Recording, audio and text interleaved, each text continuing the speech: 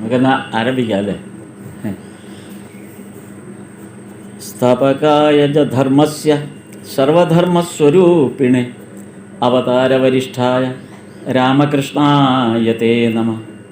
ലജ്ജാപടാവൃതേ നിത്യം ശാരദേ ജ്ഞാനദായികേ പാപേഭ്യോ ന സദാ രക്ഷ കൃപാമയി നമോസ്തുതേ. നമഃ ശ്രീയതിരാജായ വിവേകാനന്ദസൂരേ സച്ചിത് സുഖസ്വരൂപായ സ്വാമിനേ താപഹാരിണേ. ഇന്ന് നമുക്ക് വചനാമൃതത്തിൽ ഭഗവാൻ ബ്രഹ്മസമാജം അംഗങ്ങളെ പല സന്ദർഭങ്ങളിലായിട്ട് അവരുടെ ബ്രഹ്മസമാജോത്സവങ്ങളിൽ പങ്കെടുക്കുന്നു. പല സന്ദർഭങ്ങളിൽ അങ്ങനെയാണ് അവരിൽ പലരെയും ഭഗവാൻ പതുക്കെ മാറ്റിക്കൊണ്ടിരിക്കുന്നത്. കാരണം അന്നത്തെ കാലത്ത് ഭഗവാൻ കൽക്കട്ടയിലുള്ളപ്പോൾ അന്ന് ഏറ്റവും പ്രബലമായ ഒരു ആധ്യാത്മിക സംഘടന ബ്രഹ്മസമാജമാണ്. അത് മാത്രമേ ഉള്ളൂ, ബ്രഹ്മസമാജം മാത്രമേ ഉള്ളൂ. അപ്പോൾ അവരാണ് ആധ്യാത്മികതയുടെ മുഴുവൻ നേതൃത്വം നൽകുന്നത്. രാജാ റാം മോഹൻ റായ് ആരംഭിക്കുന്നത്. അപ്പോൾ അത് കഴിഞ്ഞ്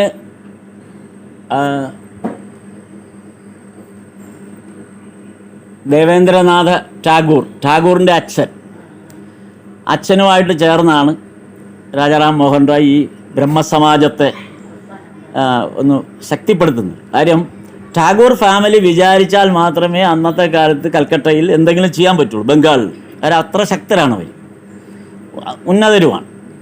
അപ്പോൾ അവരുടെ ഒരു പിൻബലമുണ്ടെങ്കിൽ രാജാറാം മോഹൻ റായ്ക്കായാൽ പോലും എന്തെങ്കിലുമൊക്കെ ഇത് ചെയ്യാൻ പറ്റും. അപ്പോൾ രാജാറാം മോഹൻ റായ് ഇത് പിന്തുടർന്നത്, ഇങ്ങനെ ഒരു ബ്രഹ്മസമാജം എന്നുള്ള ഒരു കോൺസെപ്റ്റ് പിന്തുടരുന്നത് ശരിക്കും പറഞ്ഞാൽ ബ്രിട്ടീഷ് ഈസ്റ്റ് ഇന്ത്യ കമ്പനിയുടെ ആരാധനാക്രമങ്ങൾ കടമെടുത്തിട്ടാണ്. പച്ചയ്ക്ക് പറഞ്ഞാൽ ബൈബിൾ കടമെടുത്തിട്ടാണ് ചെയ്യുന്നത്. അപ്പോൾ അന്നത്തെ കാലത്ത് ബ്രിട്ടീഷുകാർ പള്ളികളിൽ നടത്തുന്ന അതിന് സർവീസ് എന്ന് പറയും.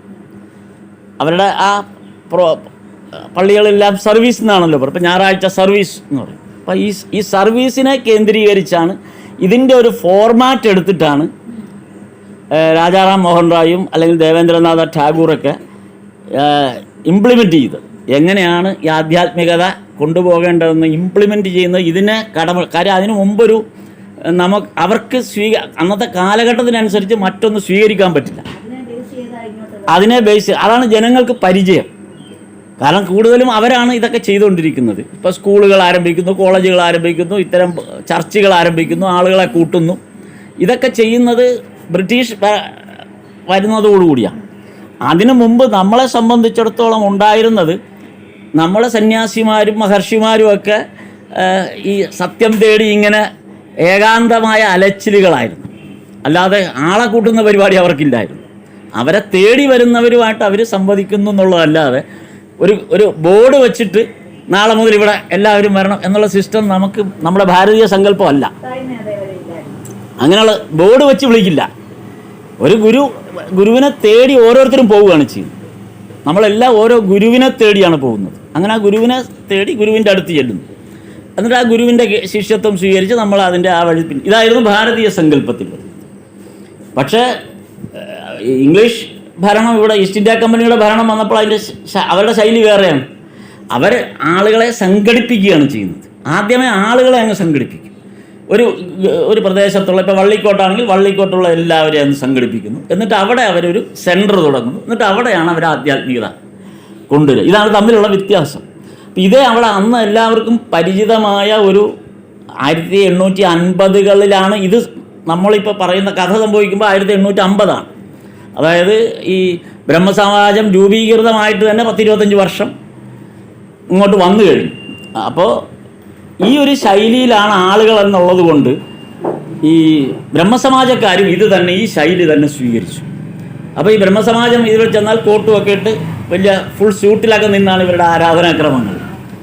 മാത്രമല്ല ഇവർക്ക് ഒരു വിഗ്രഹം പാടില്ല, അങ്ങനെ ഒരു നിയമമുണ്ട്. ഈ ഈശ്വരനൊരു രൂപമില്ല, വിഗ്രഹമില്ല. അപ്പോൾ അവരെ ആരാധനാക്രമം മാത്രമേ ഉള്ളൂ, വിഗ്രഹമില്ല. എന്താണ് ആ ഒരു വിഗ്രഹം അവർക്കില്ല. അപ്പോൾ വിഗ്രഹത്തിനെതിരാണ് ഇവർ, ഒരു വിഗ്രഹ സങ്കല്പത്തിന് എതിരുമാണ്. ഇതൊക്കെയാണ് അന്ന് നടന്നു വന്നിരുന്ന ബ്രഹ്മസമാജത്തിൻ്റെ ഒരു പ്രാക്ടീസ്. അപ്പോൾ അവിടെയാണ് ഭഗവാൻ അവരുടെ ഇടയിലേക്കാണ്, ഓരോരുത്തരുടെ ഇടയിലേക്ക് ചെന്ന് അവരുടെ അടുത്ത് ചെന്ന് അവരെ ബോധ്യപ്പെടുത്തുകയാണ് ചെയ്തത്. അപ്പം ഭഗവാൻ ചെന്നിട്ട് ആദ്യമേ ചെല്ലുന്നത് ഇവരിൽ ഏറ്റവും ശക്തനായ ആളെയാണ്. അങ്ങനെ വേണമല്ലോ, ഒരു ഗ്രൂപ്പിൽ ചെല്ലുമ്പോൾ ആ ഗ്രൂപ്പിലെ ഏറ്റവും പ്രബലനായ ശക്തനായ ചെറുപ്പക്കാരനായ ആളെ പിടിക്കണം, അല്ല പ്രായമായവരെ പിടിച്ചു. അപ്പം അന്ന് ബ്രഹ്മസമാജത്തിൽ ദേവേന്ദ്രനാഥ ടാഗോറിൻ്റെ കൂടെ ഉണ്ടായിരുന്നവരിൽ ഏറ്റവും ശക്തനായ ചെറുപ്പക്കാരൻ എന്ന് പറയുന്നത് കേശവ ചന്ദ്രസേനാണ്. അന്ന് കേശവ ചന്ദ്രസേനാണ് യുവാക്കളുടെയൊക്കെ ഒരു വലിയ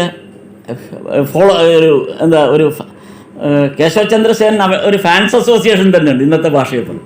സ്വാമിജി വിവേകാനന്ദനെല്ലാം നരേന്ദ്രനെല്ലാം കേശവ ചന്ദ്രസേനിൽ ആകൃഷ്ടരായവരാണ് എല്ലാവരും തന്നെ.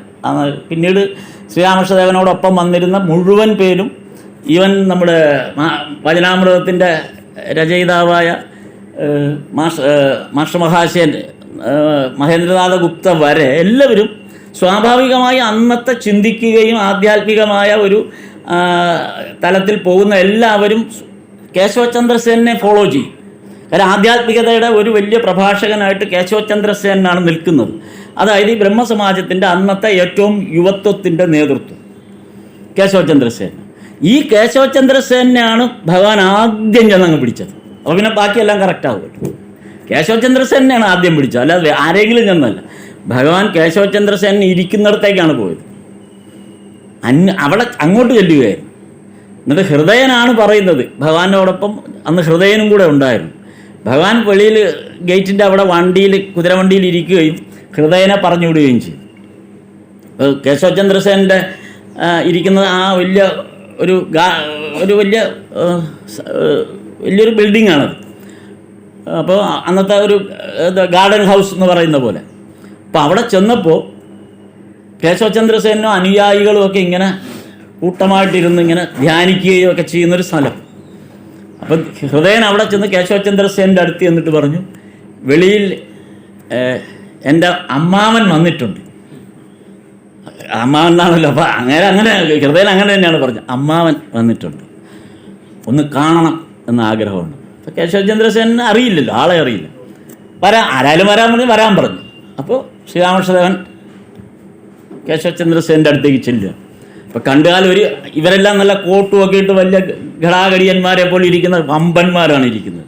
സമൂഹത്തിലെ ഏറ്റവും വലിയ ഉന്നത തലത്തിലുള്ള ആളുകളാണ്, എല്ലാം പ്രഭുക്കന്മാരാണ് ഇരിക്കുന്നത്, മുഴുവൻ പ്രഭുക്കന്മാരാണ്. അതിനിടയിലേക്ക് കൂനിക്കൂടി ഒരു ഒറ്റമുണ്ടും ഇട്ട് കണ്ടാൽ ഒട്ടും ഇംപ്രസീവ് അല്ലാത്ത ഒരാൾ നടന്നു വരിക. അപ്പോൾ കേശവചന്ദ്രസേൻ മൈൻഡ് പോലും ചെയ്തില്ല. മൈൻഡ് ചെയ്യേണ്ട കാര്യമില്ല. ഒന്നാമത് ഇംഗ്ലീഷ് അറിയില്ല. കേശവചന്ദ്രസേന് ഇംഗ്ലീഷ് അറിയാത്തവരെയൊന്നും അടുപ്പിക്കുന്ന പ്രശ്നമില്ല. അവരെല്ലാം ബ്രഹ്മസമാജക്കാരെല്ലാം ഇംഗ്ലീഷിൻ്റെ ഫോളോവേഴ്സാണ്. അപ്പോൾ ഇംഗ്ലീഷ് അറിയണം. പിന്നെ ഇത് ഇംഗ്ലീഷും അറിയില്ല. അപ്പോൾ തീരെ കണ്ടാൽ തന്നെ ഒരു ദരിദ്ര ബ്രാഹ്മണൻ ഒരു ലുക്ക്. നേരോട് എന്ത് സംസാരിക്കാനാണ്, അല്ലെങ്കിൽ ഇങ്ങനെ എന്നോട് എന്ത് സംസാരിക്കാനെന്നുള്ളത് ഒട്ടും പരിഗണിച്ചതേയില്ല. ഇതെല്ലാം കഴിഞ്ഞ് ഈ ഭഗവാൻ അവിടെ കുറച്ച് നേരം കാത്തു നിന്നു, ഇവരുടെ ആദ്യത്തെ ഇതെല്ലാം തീരാൻ. അത് കഴിഞ്ഞപ്പോൾ കേശവചന്ദ്രസേൻ സ്വാഭാവികമായിട്ട് ഇദ്ദേഹത്തിൻ്റെ നേരെ തിരിഞ്ഞ സമയത്ത് ഭഗവാനാണ് അങ്ങോട്ട് സംസാരിക്കാൻ തുടങ്ങിയത്. ഭഗവാൻ ആദ്യത്തെ ഒരു 5 മിനിറ്റോളം സംസാരിച്ച് കഴിഞ്ഞതോടുകൂടി കേശവചന്ദ്രസേന് മനസ്സിലായി ഈ മുന്നിൽ നിൽക്കുന്നത് ആരാണെന്നുള്ളത്. കേശവചന്ദ്രസേൻ അതിനുള്ളൊരു കഴിവുള്ള ഒരാളാണ്. കാര്യം തിരിച്ചറിയാനുള്ള ഇതുണ്ട്. കേശവചന്ദ്രസേനൻ ആ ഭഗവാന്റെ ഒരു ചെറിയ ഏകദേശം ഏതാനും നിമിഷം മാത്രമുള്ള സംഭാഷണം കേട്ടിട്ട് മഹത്വം മനസ്സിലായി. ഭഗവാന്റെ ആ നിമിഷത്തിൽ തന്നെ ഭഗവാന്റെ ഏറ്റവും വലിയ ആരാധകനായി മാറുകയാണ് ചെയ്തത്. ആ ഒരു നിമിഷം കൊണ്ട് ഇത്രയും കാലം പടുത്തുയർത്തിയ ബ്രഹ്മസമാജത്തിൻ്റെ മാറ്റം സംഭവിക്കുന്ന അവിടം തുടങ്ങിയാണ്. കേശവചന്ദ്രസേനെ പോലുള്ള ഒരു ബ്രഹ്മസമാജത്തിൻ്റെ ഏറ്റവും ശക്തനായ നേതൃത്വത്തിൽ നിൽക്കുന്ന ഒരാളിൽ ഈ പരിവർത്തനം സംഭവിക്കുമ്പോൾ സ്വാഭാവികമായിട്ട് അതിൻ്റെ എല്ലായിടത്തും അത് വരും. അങ്ങനെയാണ് കേശവചന്ദ്രസേനൻ പിന്നെ ശ്രീരാമകൃഷ്ണദേവനെക്കുറിച്ച് സുലഭ സമാചാർ എന്ന് പറയുന്ന അന്നത്തെ ബംഗാളി പത്രത്തിലും അതേപോലെ തന്നെ ഇന്ത്യ മിറർ എന്ന് പറയുന്ന ഇംഗ്ലീഷ് പത്രത്തിലും ഈ രണ്ട് പത്രങ്ങളിലും കേശവചന്ദ്രസേൻ്റെ ഉടമസ്ഥതയിലുള്ളതാണ് ഈ രണ്ട് പത്രവും. അതിൽ അദ്ദേഹം ശ്രീരാമകൃഷ്ണദേവനെക്കുറിച്ച് നിരവധി ലേഖനങ്ങൾ എഴുതി. ഇംഗ്ലീഷിൽ വന്ന ലേഖനങ്ങളാണ് ബ്രിട്ടീഷുകാർ വായിക്കാൻ തുടങ്ങിയത്. അങ്ങനെയാണ് കോളേജുകളിലുള്ള പ്രൊഫസേഴ്സും ഒക്കെ ഇത് വായിക്കുകയും ഇതിൻ്റെ ആ ഒരു മഹത്വം മനസ്സിലാക്കുകയും ചെയ്തു. അവരാണ് പിന്നീട് ചെറുപ്പക്കാരോട് എന്തെങ്കിലുമൊക്കെ ഉദാഹരണങ്ങൾ ക്ലാസ്സിൽ പറയുമ്പോൾ ഈ പേപ്പറിൽ വന്ന ഈ റിപ്പോർട്ടിൽ നിന്ന് കോട്ട് ചെയ്ത് സംസാരിക്കാൻ തുടങ്ങി. കേശവചന്ദ്രസേനൻ ശ്രീരാമകൃഷ്ണദേവനെക്കുറിച്ച് എഴുതിയ ലേഖനങ്ങൾ ക്ലാസ്സിൽ കോട്ട് ചെയ്ത് സംസാരിക്കുക തുടങ്ങി ഈ അധ്യാപകൻ, കോളേജ് അധ്യാപകൻ. അങ്ങനെ ഒരു അധ്യാപകൻ പറയുന്നത് കേട്ടാണ് നരേന്ദ്രൻ ഭഗവാനെക്കുറിച്ച് ആദ്യം അന്വേഷിച്ചിറങ്ങുന്നത്. എക്ടസി എന്ന വാക്ക്, ക്ലാസ്സിൽ എക്ടസി എന്ന വാക്ക് നരേന്ദ്രൻ്റെ അധ്യാപകൻ കോളേജിൽ ആ എക്ടസി എന്നുള്ള വാക്ക് പറഞ്ഞപ്പോൾ എന്താണ് അതിൻ്റെ അർത്ഥം എന്ന് ചോദിച്ചപ്പോൾ അദ്ദേഹം പറഞ്ഞു, എനിക്കിതിൻ്റെ അർത്ഥം അറിയേയില്ല, എനിക്കിത് പറഞ്ഞു തരാൻ അറിയില്ല. എക്ടസി എന്ന് പറഞ്ഞാൽ എനിക്കറിയാം, പക്ഷേ എനിക്കിത് പറഞ്ഞു തരാൻ അറിയില്ല. സമാധി അവസ്ഥ എന്നാണ് അത് പറയേണ്ടത്, പക്ഷെ അന്നത്തെ അത് പറഞ്ഞാൽ ആർക്കും മനസ്സിലാവില്ല. അന്ന് അധ്യാപകൻ നരേന്ദ്രനോട് പറഞ്ഞത്, ഇതറിയാവുന്ന ഒരാൾ, ഇത് പ്രാക്ടീസ് ചെയ്യുന്ന ഒരാൾ ദക്ഷിണേശ്വരത്തുണ്ട്, നീ പോയി കാണാൻ പോകും. അവിടെ അപ്പോൾ ആലോചിച്ചോ, ആ ഓരോ സന്ദർഭത്തിലും ഇതിൻ്റെ ചേഞ്ചസ് വരിക. ഇത് ഇങ്ങനെ ഞാൻ ഇതിൻ്റെ ഒരു പശ്ചാത്തലം പറഞ്ഞത്, ഈ തരത്തിൽ ബ്രഹ്മസമാജം 1875 മുതൽ 1875 മുതൽ ആരംഭിച്ച് ഏകദേശം 82 വരെ എത്തുമ്പോഴേക്കും ഇന്ന് നമ്മൾ കാണുന്ന ശ്രീരാമകൃഷ്ണ പ്രസ്ഥാനത്തിന്, ശ്രീരാമകൃഷ്ണൻ്റെ ഭഗവാന്റെ ആ ഒരു പ്രഭാവത്തിന് ഏതാണ്ട് അടിത്തറ ഒരുങ്ങിക്കഴിഞ്ഞു. 75-നും 82-നും ഇടയ്ക്ക്. 81-ഓടുകൂടി നരേന്ദ്രൻ ഉൾപ്പെടെയുള്ള ഓരോരുത്തരും വന്നു തുടങ്ങി, ഒരുമാതിരിപ്പെട്ടവരെല്ലാം എത്തിത്തുടങ്ങി. അപ്പോൾ അവരൊക്കെ രംഗത്തെത്തിയിട്ടുണ്ട്. 82-ലാണ് മാസ്റ്റർ മഹാശയൻ അവിടെ ചെല്ലുന്നത്, മഹേന്ദ്രനാഥ ഗുപ്ത.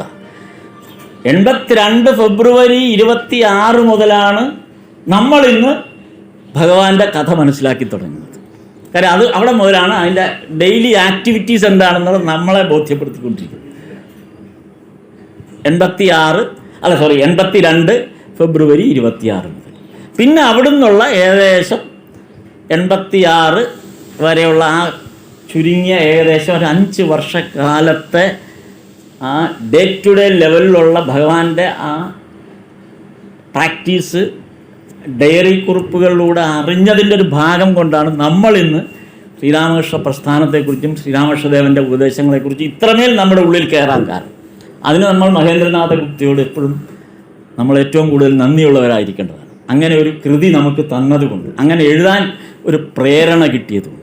ഞാൻ പറഞ്ഞു വന്ന ആ ഭാഗമൊന്നുമല്ല, ഞാൻ ഇന്ന് പറയാൻ ഉദ്ദേശിച്ച വിഷയം, ഈ ബ്രഹ്മസമാജവുമായിട്ട് ഭഗവാൻ ആദ്യകാലത്ത് ഇടപെട്ടപ്പോൾ, അവരുടെ ആ സത്സംഗങ്ങളിൽ പോയപ്പോൾ ഭഗവാൻ പറഞ്ഞ ഒരുപാട് തരത്തിലുള്ള ക്ലാസ്സുകൾ എടുക്കുന്നുണ്ട്. അവർക്ക് ആധ്യാത്മികതയുടെ നിരവധി ക്ലാസ്സുകൾ ഭഗവാൻ എടുക്കുന്നുണ്ട്, പലതരത്തിൽ.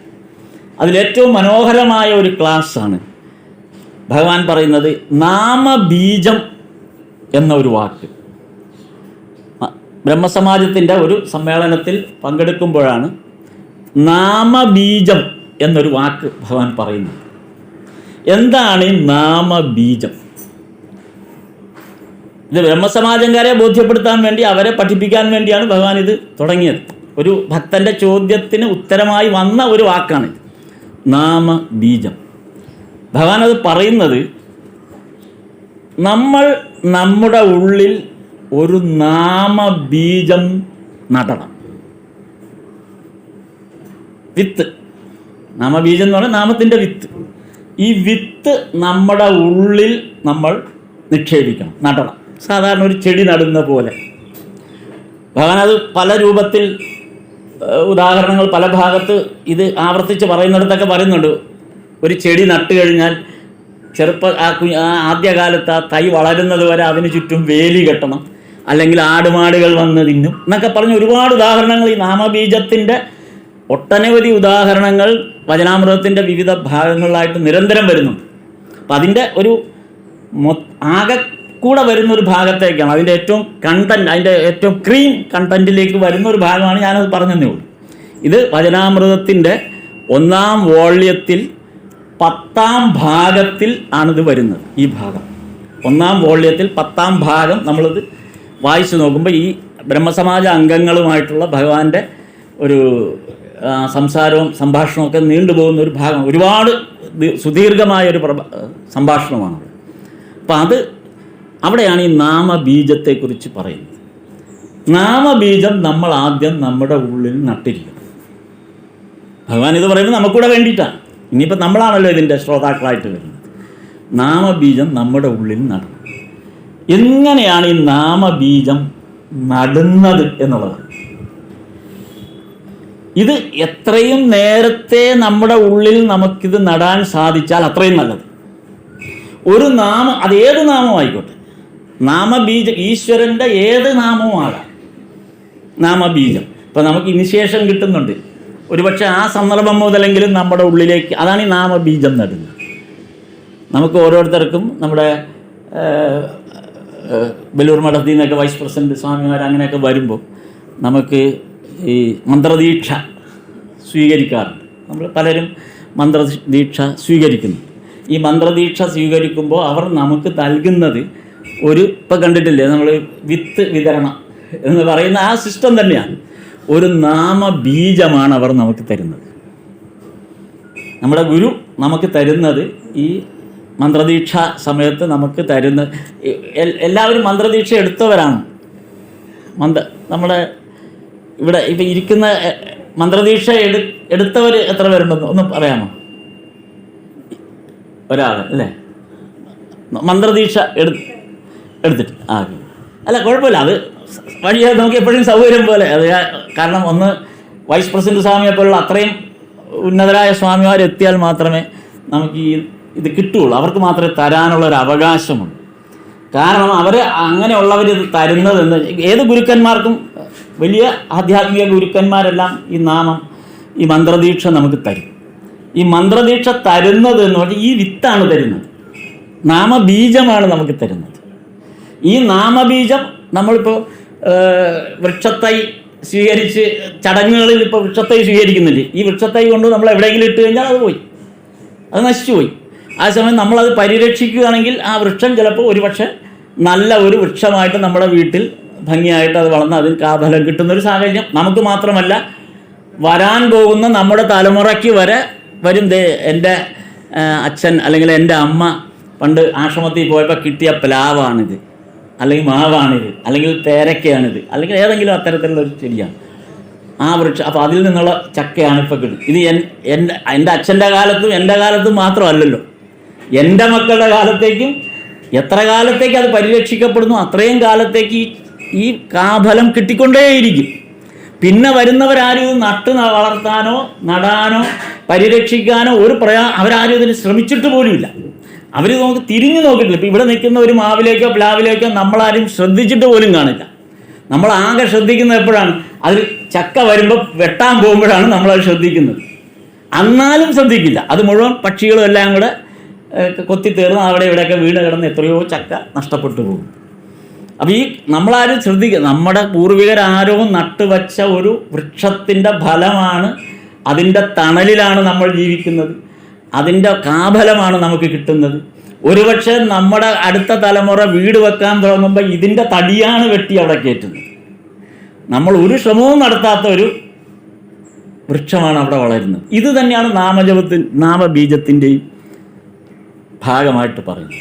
ഒരു നാമബീജം ഗുരുവിൽ നിന്ന് നമുക്ക് സ്വീകരിക്കപ്പെട്ട് കഴിഞ്ഞാൽ ആ നാമബീജത്തെ പിന്നീട് നമ്മൾ പരിരക്ഷിച്ച് വളർത്തി കൊണ്ടുവരിക എന്നുള്ളതാണ്.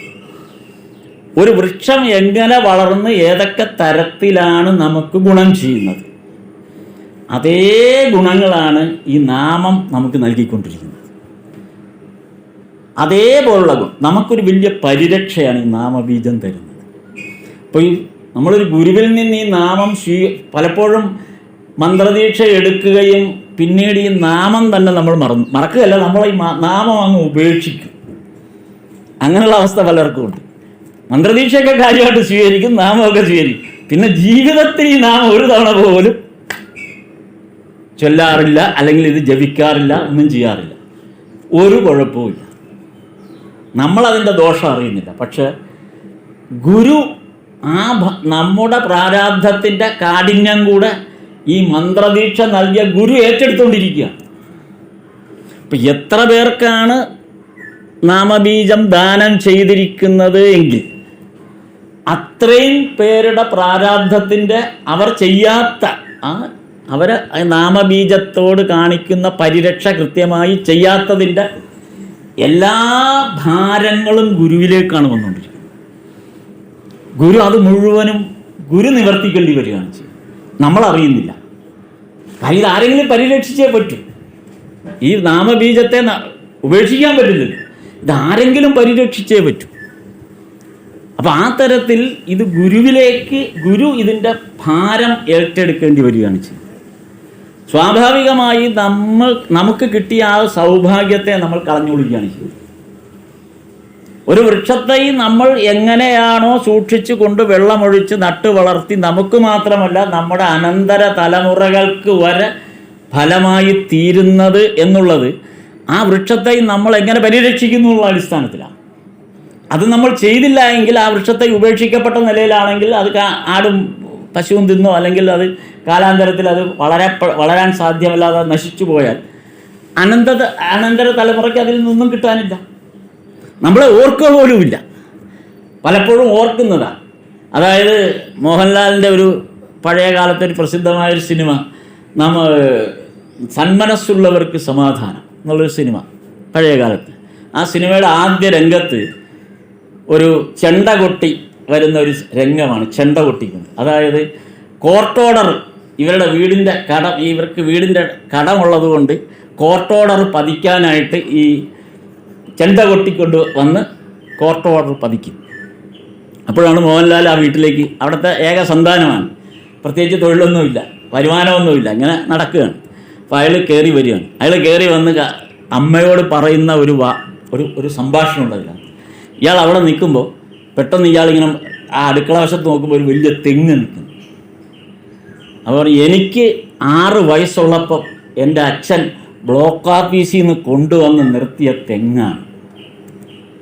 അപ്പോൾ ഇത് പറയുമ്പോൾ ഇയാൾക്ക് അന്നത്തെ സമയത്ത് 40 വയസ്സുണ്ട്. അപ്പോൾ കഴിഞ്ഞ 40 വർഷമായിട്ട് ഈ തെങ്ങ് കാതലെന്ന്. അപ്പോൾ ആ ഒരു നിമിഷം എൻ്റെ അച്ഛൻ എനിക്ക് 6 വയസ്സുള്ളപ്പോൾ ബ്ലോക്ക് ഓഫീസിൽ നിന്ന് കൊണ്ടുവന്ന് നട്ട തെങ്ങാണ്. ആ കുടുംബത്തെ അച്ഛനെപ്പോഴോ മരിച്ചുപോയി. ഇയാൾ തൊഴിലെടുക്കുന്നില്ല, ഇയാൾ ഒരു വരുമാന മാർഗവും തേടുന്നില്ല, കുടുംബത്തിൽ കഷ്ടപ്പാടുണ്ട്. പക്ഷേ അങ്ങനെയുള്ള കുടുംബത്തിൽ ഒരു പരിധിവരെ അവർക്കൊരു തണലായിക്കൊണ്ട് ഈ ബ്ലോക്ക് ഓഫീസിൽ നിന്ന് 40 കൊല്ലം മുമ്പ് നട്ട ആ തെങ്ങിൻ്റെ കാഫലം അവർക്ക് പ്രയോജനം ചെയ്യുന്നു. ഇതാണ് അവിടെ പറഞ്ഞത്. അതുമാത്രമേ ഉള്ളൂ. നമുക്ക് മറ്റൊന്നും വാങ്ങാനുള്ള പണം എൻ്റെ കയ്യിലില്ല, ജോലിയില്ല, വരുമാന മാർഗം വേറെയില്ല. അതുകൊണ്ടാണല്ലോ വീട് ജപ്തിയായത്. ആ ജപ്തിയായ വീടും സ്ഥലവും അവിടെ ആ നിലയിലിരിക്കുന്ന ഒരു കുടുംബത്തെ പോലും ആ വൃക്ഷം എത്രമാത്രമാണ് അതിനാൽ കഴിയുന്ന തരത്തിൽ സംരക്ഷിച്ച് നിർത്തുന്നത്. ഇതാണ് നാമബീജത്തിൻ്റെ ഒരു പ്രത്യേകത. ഈ നാമബീജത്തെ പരിരക്ഷിക്കുകയും അതിനെ ഒരു വൃക്ഷമായി നമ്മുടെ ഉള്ളിൽ വളരുകയും ചെയ്യുമ്പോൾ നാമബീജമാണ് നാമബീജം പതുക്കെ പതുക്കെ പതുക്കെ പതുക്കെ വളരുകയാണ്. ഇതാണ് ഭഗവാൻ അതിനകത്ത് പറഞ്ഞത്. ഇപ്പോൾ ഈ നാമബീജം കൊണ്ടുള്ള ഒരു ഗുണം ഭഗവാൻ അതിൽ പറയുന്നത്, ഇത് ബ്രഹ്മസമാജംകാരോടുള്ള സംഭാഷണമാണെന്ന് ഓർക്കണം, അത് മറന്നു പോരുത്. ഈ നാമബീജം കൊണ്ടുള്ള ഈ നാമം കൊണ്ടുള്ള ഒരു ഗുണം അപ്പോൾ ഈ ബ്രഹ്മസമാജംകാരെ കുറിച്ച് ഞാൻ നേരത്തെ പറഞ്ഞ ഒരു സ്ട്രക്ചർ ഓർമ്മയുണ്ടല്ലോ. ഇവരെല്ലാം വലിയ സമ്പന്നരും ഇതുള്ള ആൾക്കാരാണ്. അപ്പം അവരോട് പറഞ്ഞു, നിങ്ങളുടെ ഇന്ന് കാണുന്ന ഈ പ്രൗഢിയും പ്രതാപവും സമ്പാദ്യവുമെല്ലാം ഏത് നിമിഷം വേണേൽ നശിച്ചു പോകും. ഇത് നിലനിൽക്കുന്നതേ അല്ല. പക്ഷേ നാമബീജത്തിൻ്റെ പ്രത്യേകത, അത് എല്ലാ കാലവും ശക്തമായി നിങ്ങളുടെ ഉള്ളിൽ നിലനിൽക്കുകയാണെങ്കിൽ അതിൻ്റെ ഒരു സംരക്ഷണം മാത്രമേ നിങ്ങൾക്കുണ്ടായിരിക്കൂ. അതിന് സംശയമൊന്നുമില്ല. ഭഗവാൻ അന്ന് പറഞ്ഞാൽ ഈ നാമം നിങ്ങളെ എങ്ങനെയൊക്കെയാണ് സംരക്ഷിക്കുക എന്ന് നിങ്ങൾക്ക് പറഞ്ഞാൽ പോലും വിശ്വസിക്കാൻ പറ്റില്ല എന്നുള്ള തരത്തിൽ ഭഗവാൻ അതിനെക്കുറിച്ച് പറയുകയാണ്. വ്യക്തിപരമായി ഞാൻ എൻ്റെ ഒരു ചെറിയ അനുഭവം പറയാം. അതായത് ഞാൻ തിരുവനന്തപുരത്ത് ഒരു 10-25 വർഷം മുമ്പ് തിരുവനന്തപുരത്ത്, 25അല്ല 84, 1984 ഞാൻ തിരുവനന്തപുരത്ത് പത്രപ്രവർത്തകനായിരിക്കുന്ന കാലത്ത് അന്ന് ലോഡ്ജിലൊക്കെയാണ് താമസിക്കുന്നത്. അപ്പോൾ നല്ല ഭക്ഷണമൊക്കെ കിട്ടാനുള്ള സാധ്യത വളരെ കുറവാണ്. അതിനുള്ള ശമ്പളമൊന്നും പത്രക്കാർക്ക് അന്ന് കിട്ടിയിരുന്നില്ല. തരുന്നത് തന്നെ 2 മാസം 3 മാസം കൂടുമ്പോൾ ഒക്കെയാണ് കിട്ടുന്നത്. പിന്നെ തിരുവനന്തപുരത്തുള്ള ഒരു പോറ്റി ഹോട്ടലിലെ അങ്ങേർക്ക് കഷ്ടം തോന്നിയിട്ട് എന്നോടൊരു ദിവസം വിളിച്ച് പറഞ്ഞ്, ഇവിടുന്ന് എപ്പോൾ വേണമെങ്കിലും വന്ന് ഭക്ഷണം കഴിക്കാം, പൈസ തരണ്ട, എപ്പോഴും വന്ന് ഇവിടെ ഭക്ഷണം കഴിക്കാം, പൈസ തരണ്ട. ഇനി ആരെങ്കിലും കൂടെ ഉണ്ടെന്ന് വെച്ച് വരാതിരിക്കണ്ട, അവരെയും വിളിച്ചോണ്ട് പോരെ, അവരും പൈസ തരണ്ട. ഏതാണ്ട് 2-2.5 വർഷം ആ പോറ്റി ഹോട്ടൽ അയാൾ എന്നെ പോറ്റി. പിന്നീട് ഞാൻ കുറച്ച് പൈസയൊക്കെ കിട്ടിയ കാലത്ത് അങ്ങേരെ കൊണ്ടു. ഇന്ന് അങ്ങേരില്ല, വഴുതക്കാട് ജംഗ്ഷനിലുള്ള ഒരു കടയാണ്. പക്ഷേ ഇന്ന് അത് വലിയ ഹോട്ടലാണ്. അന്ന് അതൊരു ചെറിയ പോറ്റി ഹോട്ടലാണ്. ഇന്ന് അയാളുടെ അനിയൻ അത് വളർത്തി വലിയ ഹോട്ടലായി. അപ്പം ഞാൻ ഈ അടുത്ത കാലത്ത് എനിക്ക് ആ ഹോട്ടലിൽ ചെന്ന് ഭക്ഷണം കഴിച്ചിട്ട് അനിയനോട് ചോദിച്ചു, സുബ്രഹ്മണിയുടെ അനിയനല്ലേ? ആണ്. എന്താ പരിചയം വെച്ചു. ആ ചേട്ടനൊക്കെ പോയി കുറേ കാലമായി, ഞാനറിയാം, എന്നെ ഈ 2.5 വർഷം ഊട്ടിയതാണ് ഈ ഹോട്ടൽ എന്ന് ഞാൻ അദ്ദേഹത്തോട് പറഞ്ഞു. അപ്പോൾ ഞാനത് പറഞ്ഞു വന്നത്, അപ്പോൾ ഈ 84 ഞാനിങ്ങനെ അവിടെ ഇരിക്കുന്ന കാലത്ത് ചില ബന്ധത്തിൽപ്പെട്ട അല്ലെങ്കിൽ പരിചയമുള്ളവരുടെ വീട്ടിലൊക്കെ ചെല്ലും ഞായറാഴ്ച. അപ്പം നല്ല ഭക്ഷണം കിട്ടുമല്ലോ, പറയും, ഒരു നല്ല സാമ്പാറോ ഒക്കെ നല്ലൊരു ചോറ് കിട്ടാൻ വേണ്ടിയാണ് പറയുന്നത്, കഴിച്ച് മടുത്തിട്ടാണ്. അപ്പോൾ അവരൊക്കെ തരും. ഇങ്ങനെ അന്ന് പരിചയമുള്ള ഒരു കുടുംബം എനിക്ക് അവരുമായിട്ട് അന്ന് പിന്നെ ബന്ധമേ ഉണ്ടായിട്ടില്ല. പിന്നെ അവരുമായിട്ട് ഈ കഴിഞ്ഞ 2025 വരെ ഒരു ബന്ധവുമില്ല, അവരെക്കുറിച്ച് അറിയേയില്ല എനിക്ക്. അങ്ങനെ ഇരിക്കെ യാദൃച്ഛികമായിട്ട് ഒരു ഫോൺ കോൾ എനിക്ക് വരിക. അപ്പോൾ ഫോൺ കോൾ വന്നപ്പോൾ ഞാനത് എടുത്തു കഴിഞ്ഞപ്പം എന്നോട് ചോദിച്ചു, വിശ്വനാഥനല്ലേ എന്ന് ചോദിച്ചു. ഞാൻ പറഞ്ഞാൽ അത് വിശ്വനാഥനാണ് എന്ന് പറഞ്ഞു. അപ്പോൾ ഇവർ എന്നോട് പറഞ്ഞ്, ഏത് വിശ്വനാഥനാണെന്ന് ചോദിച്ചു. അപ്പം ഞാൻ പറഞ്ഞു, ഇങ്ങനൊരു വിശ്വനാഥൻ. അയ്യോ, എനിക്ക് തെറ്റിപ്പോയി, ഞാൻ വേറെ ആൾക്ക് വേണ്ടി വിളിച്ചതാണ്, അതുകൊണ്ടാണ് ഇങ്ങനെ സംഭവിച്ചതെന്ന്. അപ്പോൾ ഞാൻ ശരി, കുഴപ്പമില്ല എന്നാണ്. അപ്പോൾ ഈ വിളിച്ചതൊരു സ്ത്രീയാണ്. അപ്പോൾ അവരുടെ ഭർത്താവ് ഈ സംസാരം കേട്ടുകൊണ്ട് അപ്പുറത്ത് നിന്നുകൊണ്ട് ആ ഫോണൊന്ന് തരാൻ പറഞ്ഞു. അപ്പോൾ ഈ 84 പരിചയമാണ് പുതുക്കാൻ പോകുന്നത്. ഇവിടെ 84 പരിചയം പുതുക്കാൻ പോവുക. ഈ പുതുക്കുന്ന സമയത്ത് ഇവരും ഈ 84 ശേഷം ഇവരും ഭർത്താവ് പിന്നെ സെക്രട്ടറിയുടെ അസിസ്റ്റൻറ്റ് സെക്രട്ടറി ആയിരുന്നു. ഇവർ PSCയുടെ ഡയറക്ടർ അങ്ങനെയുള്ള ഏതോ ഒരു വലിയ പോസ്റ്റിലാണ് സ്ത്രീ. അപ്പോൾ ആ നിലയിൽ ഇരിക്കുകയാണ്, കൊച്ചിയിലാണ്, സുഖമായിട്ട് വളരെ സന്തോഷമായിട്ട് ജീവിക്കുകയാണ്. പ്രായം ഇപ്പോൾ അത്രയായി, പക്ഷേ ഇവർക്ക് മക്കളൊന്നുമില്ല. അതുകൊണ്ട് ഇവരിതിങ്ങനെ തീർത്ഥയാത്രകൾ നടത്തി ജീവിക്കുകയാണ്. ഈ സന്ദർഭത്തിലാണ് എന്നെ ഈ വിളിച്ച കൂട്ടത്തിൽ അദ്ദേഹം എന്നോട് പറഞ്ഞു, എനിക്കൊരു ആഗ്രഹമുണ്ട്, ഇപ്പം ഞാൻ ഈ ചിത്രം വരയ്ക്കുമെന്നൊക്കെ അദ്ദേഹത്തിന് അറിയാം. അപ്പോൾ എന്നോട് പറഞ്ഞു, എൻ്റെ വീട്ടിൽ ഒരു പ്രധാന സ്ഥലം ഞാനിങ്ങനെ ഒഴിച്ചിട്ടിരിക്കുകയാണ്, അവിടെ ഒരു ചുവർ ചിത്രം വരയ്ക്കണം എന്ന് പറഞ്ഞു. അപ്പം ഞാൻ പറഞ്ഞു ഞാൻ ചുവർ ചിത്രം വരയ്ക്കാൻ അത്ര വിദഗ്ധനൊന്നുമല്ല, പക്ഷേ എനിക്ക് പരിചയമുള്ള ഒരാളെ ഞാൻ ഏർപ്പെടുത്താം, അദ്ദേഹവുമായിട്ട് നിങ്ങളെ ഒന്ന് കൂട്ടി നിങ്ങൾ പരസ്പരം സംസാരിച്ച് അത് വേണ്ടതെന്ന് വെച്ചാൽ ചെയ്താവാണ്. അങ്ങനെ ആ സംഭാഷണം അവിടെ തീരുക. ഇനി അടുത്തത്, ഇതിനോട് കണക്ട് ചെയ്യുന്ന അടുത്തൊരു ഭാഗം ഞാൻ പറയുകയാണ്. എനിക്ക് പരിചയമുള്ള, പ്രസന്നെ അറിയാലോ അല്ലേ, ആ ഒരു ചിത്രകാരനാണ്, വളരെ സാധുവായൊരു ചിത്രകാരനാണ്. ചിത്രകല കൊണ്ട് ഈ രാജ്യത്ത് എങ്ങനെ ജീവിക്കാൻ പറ്റുമെന്ന് നമുക്ക് ഊഹിക്കാവുന്നതാണ്. ചിത്രം വരച്ച് വേറെ ഒരു പണി അറിയില്ല, ആകെ അറിയാവുന്ന പണി ചിത്രം വരയ്ക്കലാണ്. ഒരു ചിത്രം വരച്ച് ഒരാൾക്ക് എങ്ങനെ ജീവിക്കാൻ പറ്റുമെന്നുള്ളത് വളരെ വ്യക്തമായി അറിയാവുന്ന ഒരാളാണ്, എല്ലാവർക്കും അറിയാം. നിരന്തരം ഒരു വരുമാന മാർഗമായിട്ട് ചിത്രരചനയെ കൊണ്ടു നടക്കാൻ പറ്റുന്നൊരു സാഹചര്യം നമ്മുടെ നാട്ടിലില്ല. ഈ സന്തോഷിനൊക്കെ അറിയാവുന്ന ആളാണ്, വളരെ സാധുവായൊരു ചിത്രകാരനാണ്. ഈ ചിത്രകാരൻ്റെ വിഷമം കണ്ടിട്ട് ഞാൻ അദ്ദേഹത്തോട് ഒരിക്കൽ പറഞ്ഞു, നിങ്ങൾ നിരന്തരം നാമം ജപിക്കാൻ പറഞ്ഞു. അങ്ങനെ സന്ദർഭത്തിലാണ് ആ നാമജപത്തെക്കുറിച്ചുള്ള സംസാരം വന്ന് പറഞ്ഞത്. അപ്പോൾ അദ്ദേഹം നമ്മുടെ ശ്രീരാമകൃഷ്ണാശ്രമത്തിൻ്റെ തൊട്ടടുത്തൊക്കെയാണ് താമസം. അപ്പോൾ അവിടെ വന്ന് സ്വാമിയെ കാണുക, അല്ലെങ്കിൽ അങ്ങനെ നാമജപം ഒന്ന് ആരംഭിക്കാൻ പറഞ്ഞു. ഒരാഴ്ച കഴിഞ്ഞപ്പോൾ അദ്ദേഹം വന്നിട്ട് എന്നോട് പറഞ്ഞു, ഞാൻ നാമജപം ആരംഭിച്ചു. അപ്പോൾ ഞാൻ ഒന്നും ചോദിച്ചില്ല. അപ്പോൾ അദ്ദേഹം തന്നെ എന്നോട് പറഞ്ഞു, ഞാൻ ലളിതാ സഹസ്രനാമമാണ് ജപിക്കുന്നത്, എല്ലാ വെള്ളിയാഴ്ചയും ലളിതാ സഹസ്രനാമം. ഇത് ഈ നാമജപത്തിൻ്റെ സംസാരം നടക്കുന്നത് 2-2.5-3 വർഷം മുമ്പാണ്. അപ്പോൾ ആ 2-2.5-3 വർഷമായിട്ട് നിരന്തരം എന്തെല്ലാം മുടങ്ങിയാലും ശരി വെള്ളിയാഴ്ച തോറും ലളിതാ സഹസ്രനാമം ഇയാൾ ചൊല്ലിയിരിക്കും. ഇത് ഇയാളിൽ വലിയൊരു ഒരു ശക്തിയായി മാറും. ഇതില്ല എങ്കിൽ ഇയാൾക്ക് എന്തോ സംഭവിക്കുന്നുള്ളൊരു തരത്തിൽ ഇയാൾ ആ നാമത്തെ ശരിയായി ബലമായി പിടിച്ചു. അങ്ങനെ ഇരിക്കെ ഇത്രയും കാലം കഴിഞ്ഞപ്പോൾ ഞാൻ ഈ പറയുന്ന ഈ സന്ദർഭത്തിലേക്ക് വരാം. എനിക്ക് വരുന്ന ഈ ഫോൺ കോൾ ഈ പഴയ എൻ്റെ സുഹൃത്തിൻ്റെ ഫോൺ കോൾ. ഈ ഫോൺ കോൾ വരുന്നതിൻ്റെ തൊട്ട് തലേ ദിവസം സംഭവിക്കുന്നത് ഈ ചിത്രകാരൻ്റെ ഭാര്യയുടെ പുറത്തേക്ക് തിളച്ച വെള്ളം വീണ് ശരീരം മുഴുവനും പൊള്ളിപ്പോയി. മെഡിക്കൽ മിഷനിൽ അഡ്മിറ്റ് ചെയ്തിരിക്കുക. അറിയാമല്ലോ, അത് ഇത്രയും ദേഹം മുഴുവൻ പൊള്ളിക്കഴിഞ്ഞാൽ എന്ത് ചെലവ് വരുമെന്ന് ഊഹിക്കാവുന്ന. ഏകദേശം അതിന് വന്ന ചിലവെന്ന് പറഞ്ഞാൽ ഒരു 1.5 ലക്ഷം രൂപയാണ്.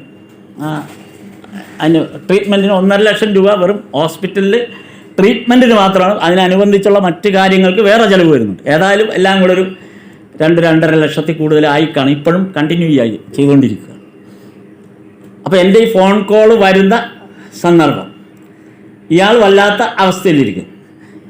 84-ൽ പരിചയമുള്ള ഈ ആള്, എനിക്ക് പരിചയമുള്ള ഈ ആള് എന്നെ വിളിച്ചിട്ട് ഈ ചിത്രം വരയ്ക്കണമെന്ന് പറഞ്ഞിട്ട് അവർ തമ്മിൽ കോൺട്രാക്റ്റിലെത്തുന്നത് ഇയാൾക്ക് ഹോസ്പിറ്റലിൽ കൊടുക്കേണ്ട 1.5 ലക്ഷത്തിൻ്റെ കോൺട്രാക്റ്റാണ്. ഈ ചുവർച്ചിത്രം വരച്ചു കൊടുത്താൽ ആ ആൾ 1.5 ലക്ഷം രൂപ ഇയാൾക്ക് കൊടുക്കും. ആർക്ക് കൊടുക്കും? ചിത്രകാരന് കൊടുക്കും. നോക്കാം. അപ്പോൾ അതിൻ്റെ ഒരു നിങ്ങൾ ഈ അസ്വാഭാവികത ഇതിനകത്ത് നോക്കണം. കഴിഞ്ഞ 84-ൽ പിരിഞ്ഞ ആളെ 2025-ൽ ഫോണിൽ ബന്ധപ്പെടാൻ ശ്രമിക്കുന്നു. ഇത് ഇങ്ങനെ ഒരു ഇൻസിഡൻറ്റിൻ്റെ ഭാഗമാണെന്ന് വേണ്ട ചിന്തിക്കാൻ. ഈശ്വരൻ എത്രമാത്രമാണ് അത് കാൽക്കുലേറ്റ് ചെയ്യുന്നത്. അസ്വാഭാവികമായി വേണമെങ്കിൽ ഇതൊരു കോയിൻസിഡൻസ് ആയിട്ടൊക്കെ നമുക്ക് കണക്കാം. പക്ഷെ നോക്ക്, ഇതിനകത്തെ ആ മനുഷ്യൻ്റെ ആ സന്ദർഭത്തിൽ ആ നാമത്തിൽ ഇപ്പോഴാണ് ആ നാമം വിട്ടിരുന്നെങ്കിൽ എൻ്റെ അവസ്ഥ എന്തായിത്തീരുമായിരുന്നതാണ്. അത് ആ നാമം ഉൾക്കൊള്ളുമ്പോഴേ മനസ്സിലാവും. ആ നാമത്തെ എത്രമാത്രം ശക്തമായി അയാൾ ഉൾക്കൊണ്ടു, അയാളുടെ ഉള്ളിൽ ആ നാമം എത്രമാത്രം ശക്തമായി എന്നുള്ളതിൻ്റെ ഏറ്റവും വലിയൊരു ഇത് ഒരുപാട് ഈ നാമജപത്തെക്കുറിച്ച് ഇഷ്ടം പോലെ പറയാൻ പറ്റും. മറ്റൊരു ഉദാഹരണം എനിക്ക് നേരിട്ടുണ്ടായ ഒരു സന്ദർഭം.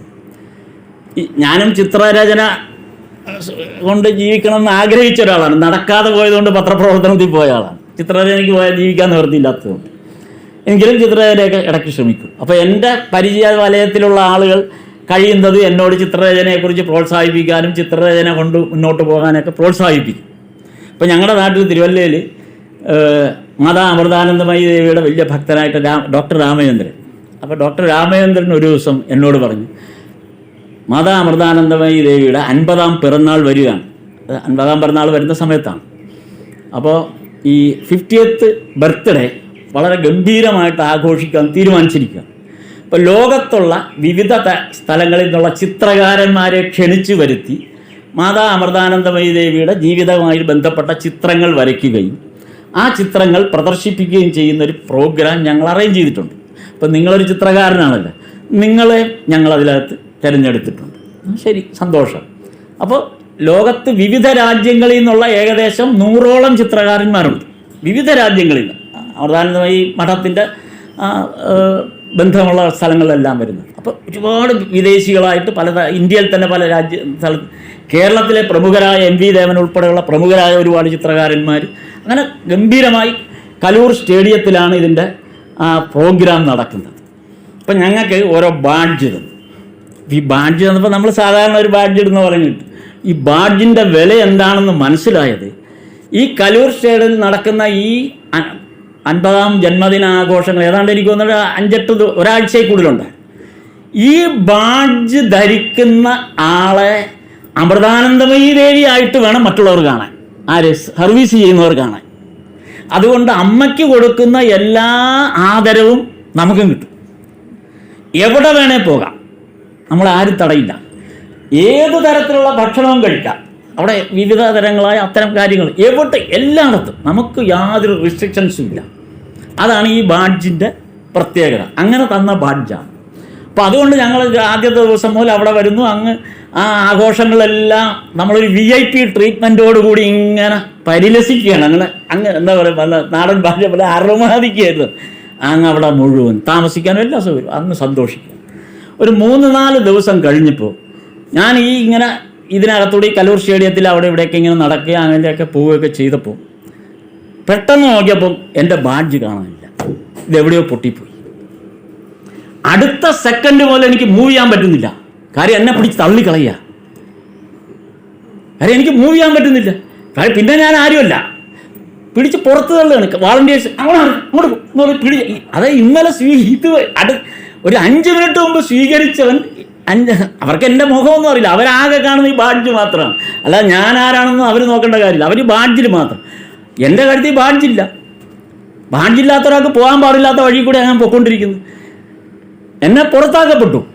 ഞാൻ എറണാകുളത്തു നിന്നേ പോയി തിരിച്ച് തിരുവല്ലയ്ക്ക് പോകുന്നു. കാര്യം എനിക്ക് അവിടെ നിൽക്കാൻ പറ്റിയില്ല. അപ്പോൾ ഇത് ഞാൻ പറയുന്നത് ഒരു ഐഡൻറ്റിറ്റി, ഈ നാമം എന്ന് പറയുന്ന ഒരു ഐഡൻറ്റിറ്റിയാണ്. ഈ ഐഡൻറ്റിറ്റി നമ്മുടെ ഉള്ളപ്പോൾ നമുക്ക് ഈ ലോകത്ത് കിട്ടുന്ന അക്സെപ്റ്റൻസ് എന്ന് പറയുന്നത് ഈ ഒരു നാമം നമ്മൾ തരുന്ന അക്സെപ്റ്റൻസാണ്. അത് നമ്മൾ അറിയില്ല.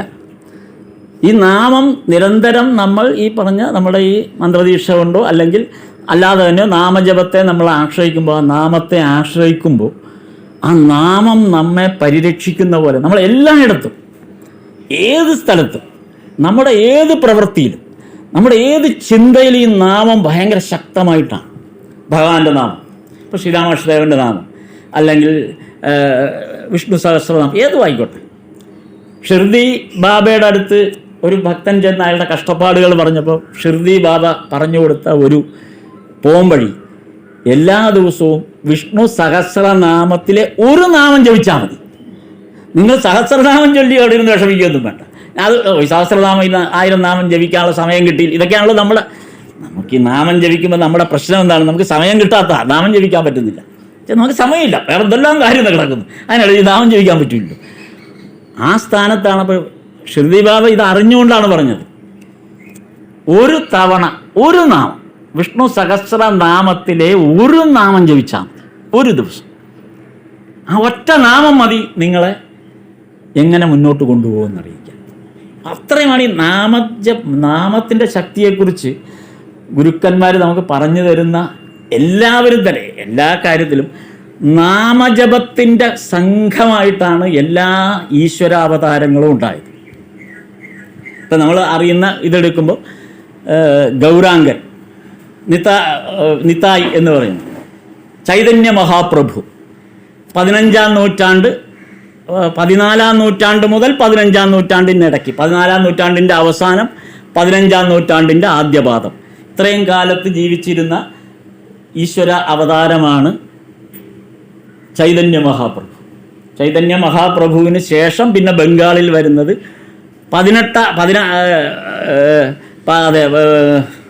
ഭഗവാന്റെ ഇത് വരുന്ന സമയത്താണ് 1836 വരുമ്പോൾ, അല്ലെ 18-ാം നൂറ്റാണ്ടിലേക്ക് വരുമ്പോഴാണ് ഭഗവാന്റെ ശ്രീരാമകൃഷ്ണദേവൻ്റെ ജന്മം ഉണ്ടാകുന്നത്. ശ്രീരാമകൃഷ്ണദേവൻ മിക്ക സ്ഥലങ്ങളിലും ചൈതന്യ മഹാപ്രഭുവിൻ്റെ കാര്യം കോട്ട് ചെയ്യുന്നുണ്ട്. കാര്യം ചൈതന്യ മഹാപ്രഭുവിൻ്റെ നാമസങ്കീർത്തനാവതാരം എന്നാണ് പറയുക. സങ്കീർത്തനാവതാരമാണ്. ശ്രീരാമകൃഷ്ണദേവൻ്റെത് ജ്ഞാനാവതാരമായിരുന്നെങ്കിൽ മറ്റേത് സങ്കീർത്തനാവതാരമായിരുന്നു. കാരണം സങ്കീർത്തനം മാത്രമായിരുന്നു ചൈതന്യ മഹാപ്രഭു.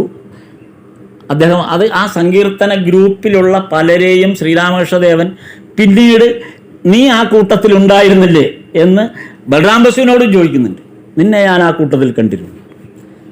ഭഗവാൻ തന്നെയാണ്, ആ ഭഗവാന്റെ അംശം തന്നെ ആയതുകൊണ്ട് ഭഗവാൻ അതറിയാം ആരൊക്കെയായിരുന്നു ആ ഒരു സങ്കീർത്തന ഘോഷയാത്രയിൽ, ഈ നാമസങ്കീർത്തന ഘോഷയാത്രയിൽ ഉണ്ടായിരുന്ന ആളുകൾ ആരൊക്കെയെന്നുള്ളു. അപ്പോൾ നാമസങ്കീർത്തനത്തിന് വേണ്ടി മാത്രം ഒരു അവതാരം, വേറൊന്നുമില്ല. നാമസങ്കീർത്തനത്തിന് വേണ്ടി ഒരു അവതാരം. നമ്മൾ ഈ ആധ്യാത്മികതയുടെ വലിയ ആഴങ്ങളൊക്കെ പരപ്പുകളൊക്കെ പഠിച്ച് പടുകൂറ്റൻ പരിപാടികളായിട്ടാണ് പോകുന്നത്. വെറും നാമജപത്തിൻ്റെ മാത്രം, വെറും ഒരു നാമം മാത്രമാണ് നമ്മെ ഏറ്റവും കൂടുതൽ പരിരക്ഷ നൽകുന്നത്. അപ്പോൾ ഈ നാമസങ്കീർത്തനത്തിൻ്റെ അവതാരം പോലും പിന്നീട് വരുന്ന ശ്രീരാമകൃഷ്ണദേവൻ തുടങ്ങി, ശ്രീരാമകൃഷ്ണദേവൻ പോലും ചെറുപ്പകാലത്ത് കമാർപുക്കൂറിൽ ഭജനയും കഥ പറച്ചിലുമായിരുന്നു പ്രധാന, അല്ല സ്കൂളിൽ പോക്കായിരുന്നില്ല. ആ കമാർപുക്കൂരിലുള്ള എല്ലാ വീട്ടുകാർക്കും, പ്രത്യേകിച്ച് അന്നത്തെ കുട്ടികൾ, സ്ത്രീകളടങ്ങുന്ന കുടുംബസ്ഥരെല്ലാവരുടെയും താല്പര്യം ഗദായിയെ വീട്ടിൽ വിളിച്ചു വരുത്തി കഥ കേൾക്കുക എന്നുള്ളതാണ്. നാമം സങ്കീർത്തനം പാടും. ഭഗവാൻ ഏറ്റവും മനോഹരമായി, അതിമനോഹരമാണ് ഭഗവാന്റെ സംഗീതം അല്ലെങ്കിൽ ഗാനം എന്നുള്ളത്. നമ്മൾ ആ ഭജനാമൃതം വായിക്കുമ്പോഴും ലീലാമൃതം വായിക്കുമ്പോഴും എല്ലാം അപ്പോൾ സൃഷ്ടിക്കുന്ന ഗാനങ്ങളാണ്. ഒരു സത്സംഗത്തിൽ ചെല്ലുമ്പോൾ കുറിച്ചു വച്ച ഭജനാവലി എടുത്തു വച്ചല്ല പാടുന്നത്. ഭഗവാൻ അപ്പോൾ മനസ്സിൽ വരുന്ന ആ സങ്കല്പത്തെ, അതായത് ആ ധ്യാനാവസ്ഥയിൽ ഇരുന്നുകൊണ്ട്, സമാധിയാവസ്ഥയിൽ ഇരുന്നു കൊണ്ട് ഭഗവാന്റെ ഉള്ളിലേക്ക് കടന്നു വരുന്ന ആ ചിന്തയെയാണ് സംഗീതമായിട്ട്, കീർത്തനമായിട്ട് വരുന്നത്. അതാണ് മാഷമഹാശയൻ അത് കുറിച്ചു വയ്ക്കുകയും പിന്നീട് നമുക്കത് വചനാമൃതത്തിൽ തുടരെ അത് വരുന്നുണ്ട്. വചനാമൃതത്തിലെ ആ നാമജപങ്ങൾ മാത്രം, ആ സംഗീതം മാത്രം എടുത്തു വെച്ച് വായിച്ച് നമ്മളത് മനനം ചെയ്താൽ അതിമനോഹരമാണത്. അതിൻ്റെ സംഗീതം കൂടെ നമുക്ക് കിട്ടുകയായിരുന്നെങ്കിൽ, ബംഗാളിയിലാണെങ്കിൽ അതിൻ്റെ സംഗീതം കൂടെ കിട്ടുമായിരുന്നു. മലയാളത്തിൽ നമുക്ക് അതിൻ്റെ സംഗീതം എത്രത്തോളം ഉണ്ടെന്നുള്ളത് ഞാൻ കേട്ടിട്ടില്ല, അധികം കേട്ടിട്ടില്ല. ബംഗാളിൽ അതിൻ്റെ അത് സംഗീതം ചെയ്തു തന്നെ കേൾക്കാം. അത്ര മനോഹരമായിട്ടാണ് ഭഗവാൻ ആ കൃതികൾ രചിക്കുകയും പാടുകയും ചെയ്യണം. ഒരേ സമയത്താണ്. ആലോചിച്ചിരുന്ന് ചെയ്യുന്നതല്ല, സ്പോണ്ടേനിയസ് ആയിട്ട് ആ സത്സംഗങ്ങളിൽ വരുന്ന ഗാനങ്ങളാണത്, കീർത്തിക്കുന്ന ഗാനങ്ങളാണ്. ചിലപ്പോൾ ആളുകൾ പറയുന്ന ചോദ്യങ്ങളുടെ മറുപടി ഗാനങ്ങളാകും. അല്ലെങ്കിൽ വേറെ ആരെങ്കിലും ഭജന നടത്തുമ്പോൾ ആ ഭജനയെ ആ പാടുന്ന പാട്ടിന്, അവർ പഠിച്ചു വെച്ച പാട്ടാണ് പാടുന്നത്, ഇന്ന പാട്ട് പാടൂ എന്ന് ഭഗവാൻ പറയുമ്പോൾ അവരാരെങ്കിലും അത് പാടാൻ തുടങ്ങുമ്പോൾ ആ പാട്ടിൻ്റെ ഒരു പിന്തുടർച്ച അല്ലെങ്കിൽ അതിൻ്റെ ഒരു കണ്ടിന്യൂഷൻ എന്നുള്ള നിലയിൽ ഭഗവാൻ വേറൊരു ഗാനം ആലപിക്കും. ഇതൊന്നും രചിക്കപ്പെട്ട ഗാനങ്ങളൊന്നുമല്ല, ഭഗവാൻ അത് ചൊല്ലും. അപ്പോൾ ഈ നാമസങ്കീർത്തനത്തെക്കുറിച്ച് എല്ലാ അവതാരങ്ങളും ഏറ്റവും കൂടുതൽ നമ്മോട് പറഞ്ഞ നാമസങ്കീർത്തനത്തെക്കുറിച്ചാണ്. നമുക്ക് ഏറ്റവും എളുപ്പം നാമസങ്കീർത്തനമാണ്.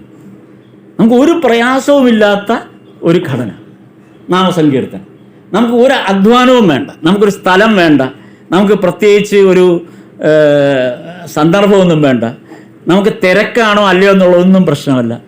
നമ്മൾ കൺതുറന്നിരുന്നാൽ ഈ ഭഗവാൻ അതിനെക്കുറിച്ച് വേറൊരു കാര്യം കൂടെ പറയുന്നുണ്ട്. ഈ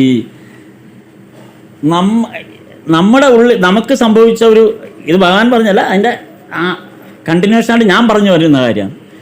നമ്മളിപ്പോൾ സംഭവിച്ചുകൊണ്ടിരിക്കുന്നത് ഇത് നമ്മുടെ നാട്ടിൽ പണ്ട് ഈ നാമബീജത്തെ നമ്മുടെ കുഞ്ഞുങ്ങളുടെ ഉള്ളിൽ കൃത്യമായി നട്ടുകൊടുക്കാനുള്ള സന്ദർഭങ്ങളുണ്ടായി. ഇന്ന് രാവിലെ ഇവിടെ വരുമ്പോൾ സ്വാമി 3 കുഞ്ഞുങ്ങൾക്ക് ഗീത ചൊല്ലിക്കൊടുക്കുക. അവർ പാർത്ഥായ പ്രതിബോധിതാം എന്നും പറഞ്ഞ് അവരെ ചൊല്ലാൻ തുടങ്ങുമ്പോൾ ഒരുപക്ഷെ അവരുടെ നാക്കിന് വഴങ്ങുന്നതല്ല, അതിൻ്റെ അർത്ഥവും ചിലപ്പോൾ അവർക്കത് ഗ്രഹിക്കണമെന്ന് നിർബന്ധമൊന്നുമില്ല. പക്ഷേ ആ ഗീത എന്ന് പറയുന്ന ഒന്ന് ഇവരുടെ ഉള്ളിൽ എപ്പോഴോ ഇത് നട്ട് കഴിഞ്ഞിരിക്കുക. അതിന് ഭാഗ്യം ഈ വരുന്ന 3 കുഞ്ഞുങ്ങൾക്കുണ്ടായി. കാര്യം അവരുടെ ഉള്ളിലേക്ക് ഇവിടെ വന്ന് സ്വാമിയിൽ നിന്ന് ആ നാമം കേൾക്കാൻ അവസരം കിട്ടിയപ്പോൾ അതവരുടെ ഉള്ളിലേക്ക് ആ നാമബീജം കൃത്യമായിട്ട് ചെന്നു. ഇനി അതാണ് പരിരക്ഷിക്കപ്പെട്ട് ഒരു വൃക്ഷമായി വളർന്ന് അവരുടെ സംസ്കാരമായി വളർന്നു വരേണ്ടതിൻ്റെ ചുമതല ഇനി ഈ ലോകത്ത് അവർ ജീവിക്കുന്ന ചുറ്റുപാടുകളാണ് അവരെ അത് കൊണ്ടുപോകുന്നത്. നമ്മുടെ നാട്ടിലും നമ്മുടെയൊക്കെ എൻ്റെയൊക്കെ എന്നോടൊപ്പമുള്ള പ്രായത്തിൻ്റെ കണക്കെടുക്കുകയാണെങ്കിൽ സന്ധ്യാനാമം ഒരു മസ്റ്റായിരുന്നു. അന്ന് ഇത് അറിഞ്ഞുകൊണ്ടൊന്നുമല്ല, ഇതെന്താണ് ചൊല്ലുന്നതെന്നൊന്നും അറിഞ്ഞില്ല, ഏതൊക്കെ ഒന്നൊന്ന് ചൊല്ലി എങ്കിലേ ഭക്ഷണം ഈ അത്താഴം കിട്ടുകയുള്ളൂ, അല്ലെങ്കിൽ അടിയും കിട്ടും, പ്രശ്നമാണ്. അപ്പോൾ വൈകുന്നേരം ആകുമ്പോൾ കാലും മുഖവും കഴുകണം, അല്ലെങ്കിൽ മേല് കഴുകണം. എന്നിട്ട് വന്നിരുന്ന് അറയുടെ മുമ്പിൽ വിളക്ക് കൊളുത്തിയിരുന്ന് അന്ന് ഉള്ള കുട്ടികളെല്ലാം കൂടെ അങ്ങോട്ടും ഇങ്ങോട്ടും ഇരുന്ന്, ചിലപ്പോൾ അടുത്ത വീട്ടിലെ ആരെങ്കിലും അങ്ങനെ കളിച്ചുകൊണ്ടിരിക്കണ പെട്ടെന്ന് എഴുതി അവിടെ വന്നിരിക്കും. എന്തായാലും നാമം ജപിച്ചിരിക്കും. അപ്പോൾ വൈകുന്നേരം 6 മണിയാകുമ്പോഴേക്കും കൃത്യമായി ചമ്പരം പണിഞ്ഞിരുന്ന് നാമം കീർത്തനം ചൊല്ലണം. അപ്പോൾ കീർത്തനം ചൊല്ലുമ്പോൾ മനസ്സിൽ വേറെ പല പല ചിന്തകളാണെങ്കിൽ പോലും, പക്ഷേ ഈ നാമമാകുന്ന ഒരു വിത്ത് ഇങ്ങനെ അതിനകത്ത് നമ്മുടെ ഉള്ളിൽ അറിയാതെ വളരുന്നുണ്ട്. ഇന്ന് നമ്മുടെ കുട്ടികൾക്ക് നാമം ജപിക്കാനുള്ള അവസരമില്ല. ഒരു കുട്ടികൾ നാമം ജപിക്കുന്നില്ല. നാമജപം എന്ന് പറയുന്നത് ആ വാക്ക് മാത്രമല്ലല്ലോ. ഇപ്പം ഒരു ഭജനാവലിയിലെ ഒരു നാമം നമ്മൾ അച്യുതം കേശവം രാമനാരായണം എന്ന് ചൊല്ലുമ്പോൾ ആ നാമം മാത്രമല്ല, അതിൻ്റെ ഒരു സംഗീതം, ആ വാക്കുകളുടെ ഒരു ആ വൊക്കാബുലറി എന്ന് പറയുന്ന സാധനം. ഇന്ന് നമ്മുടെ കുട്ടികളുടെ ഭാഷ എത്ര മോശം ഭാഷയിലാണ് കുട്ടികൾ സംസാരിക്കുന്നത്. അല്ലേ, അവർ ഒരാളോട് ഒരു നല്ല വസ്തുവിൻ്റെ അഭിപ്രായം ചോദിച്ചാൽ അയാൾ എന്തായിരിക്കും പറയുക? അടിപൊളി. ഏറ്റവും മോശം ഭാഷയാണത്. നല്ലൊരു സാധനത്തിന് അടിപൊളി എന്ന് പറയാൻ പറ്റും. പൊളിച്ചു എന്നൊക്കെയാണ് പറയുന്നത്. ഏത് നല്ലൊരു ഗാനങ്ങൾ അത് പൊളിച്ചെന്ന് വെച്ചാൽ തല്ലി പൊളിച്ച് നശിപ്പിച്ചു എന്ന്. അതായത് നെഗറ്റീവ് വെർഷനിൽ വരുന്ന മോശപ്പെട്ട വെക്കാബുലറിയാണ് ഇന്ന് കുട്ടികളുടെ ഉള്ളിൽ. എന്തുകൊണ്ടാണ്? ഇവർ നാമം ജപിച്ചിട്ടില്ല. ഇവർക്ക് നല്ല വെക്കാബുലറിക്കുള്ള പദസമ്പത്ത് കിട്ടിയില്ല. അല്ലേ? നാമത്തിൽ ലഭിക്കുന്നത് നമുക്ക് പദസമ്പത്താണ്. എത്രയോ പദസമ്പത്ത് അറിയാതെ വരുന്ന പദസമ്പത്താണ്. അല്ല നമ്മളിതിപ്പോൾ ഇത്ര നാമം ജപിക്കണം, അല്ലെങ്കിൽ ഇത്ര ഇതിനകത്ത് ഇത്ര ഹൃദിസ്ഥമാകുന്നുണ്ട്, അറിയാതെ ഹൃദിസ്ഥമാകും. പക്ഷെ ആ പദസമ്പത്തൂടെ അറിയാതെ നമ്മുടെ ഉള്ളിൽ ആ പദസമ്പത്താണ് ഏറ്റവും കൂടുതൽ. ഈ നല്ല പദസമ്പത്ത് കൂടുതലും അന്നുകൊണ്ട് മോശപ്പെട്ട പദസമ്പത്ത്. ആ മോശപ്പെട്ട പദങ്ങൾ ഡോമിനേറ്റ് ചെയ്യപ്പെടും, നല്ല പദസമ്പത്ത് ഡെവലപ്പ് ചെയ്യപ്പെടും.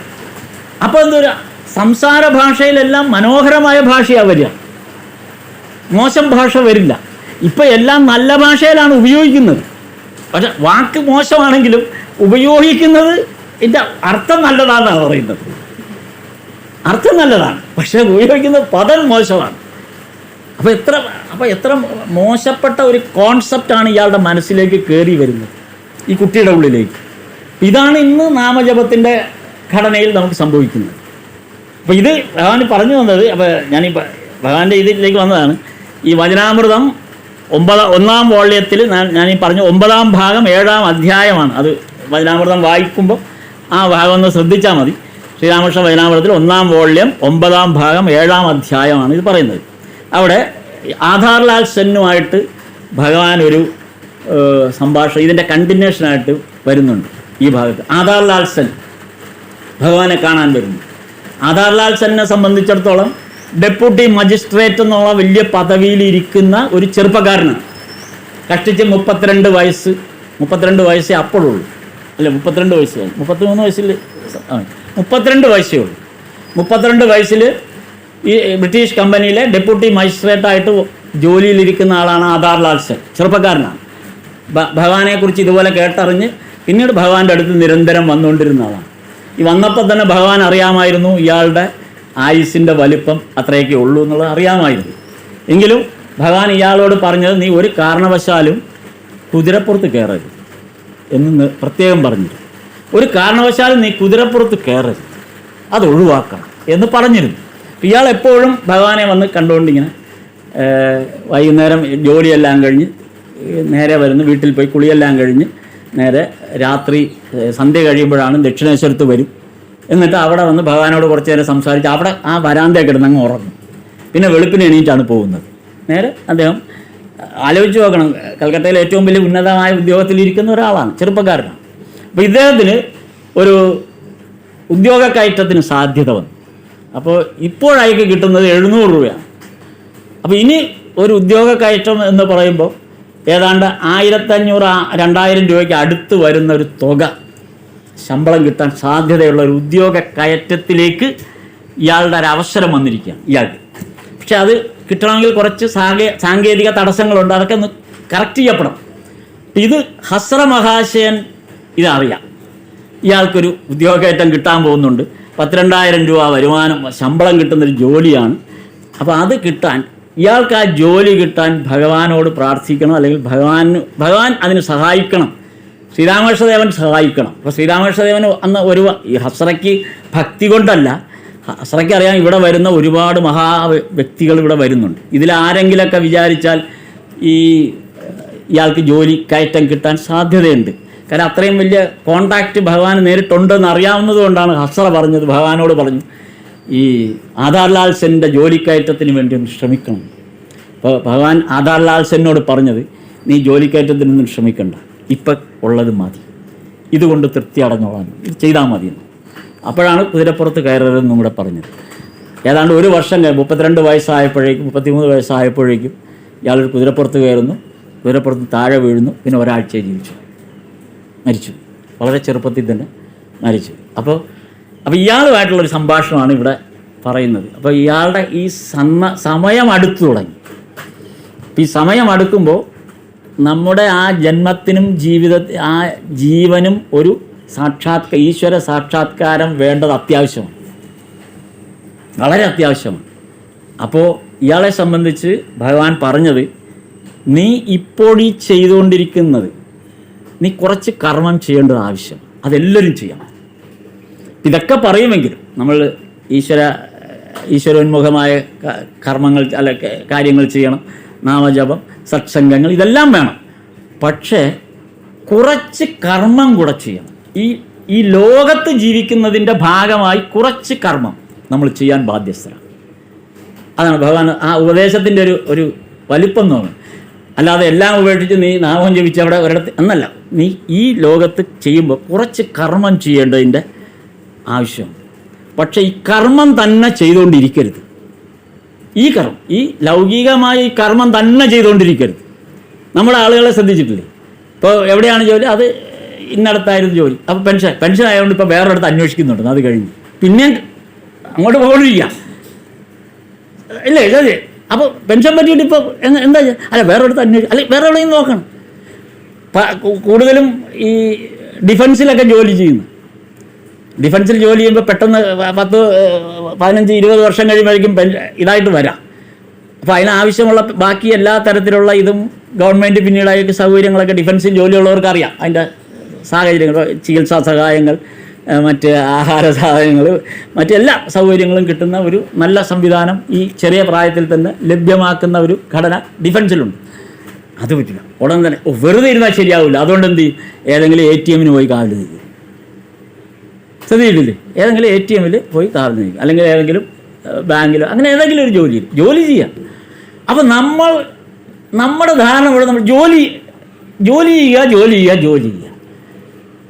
അപ്പം കർമ്മം എത്രയും വേഗം തീർത്ത് ഈശ്വരോന്മുഖമായ കർമ്മത്തിലേക്ക് മാറണം എന്ന് ഭഗവാൻ പറഞ്ഞിരിക്കുകയാണ്.